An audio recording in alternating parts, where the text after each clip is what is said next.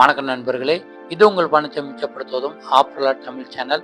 இன்னைக்கு மே மாதம் 28ஆம் தேதி வியாழக்கிழமை. பூ மார்க்கெட்டில் பூக்களோட விலைகள் எல்லாமே அதிகரிச்சிருக்குங்க.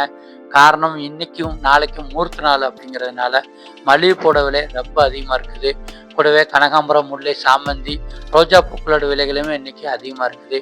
இன்னைக்கு நீங்கள் வியாபாரத்துக்கோ, சாமிக்கோ, பூஜைக்கோ, அலங்காரத்துக்கோ பூக்கள் வாங்க போகிறீங்கன்னா செலவு கொஞ்சம் அதிகமாக இருக்க போகுது. அதுக்கு தகுந்த மாதிரி பட்ஜெட்டை பிளான் பண்ணிக்கோங்க. இன்னைக்கு மல்லிகைப்பூ 1 கிலோ 800 வரைக்கும் விற்பனை ஆகுது. முல்லைப்பூ 1 கிலோ 700 வரைக்கும் விற்பனை ஆகுது. கனகாம்பரம் 1 கிலோ 600 விற்பனை ஆகுது. சாமந்தி பூ 1 கிலோ 200 விற்பனை ஆகுது. சம்மங்கி பூ 1 கிலோ 180 விற்பனை ஆகுது. அரளிப்பூ 1 கிலோ 220 விற்பனை ஆகுது. தாமரைப்பூ ஒன்று 25 விற்பனை ஆகுது.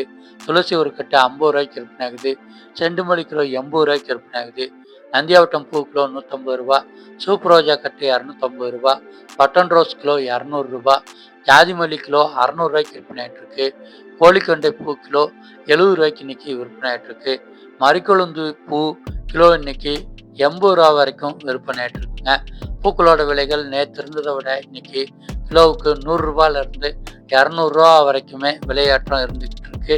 மூர்த்த நாட்கள் அடுத்தடுத்து வர்றதுனால பூக்களோட விலைகளில் மாற்றம் இருக்குது.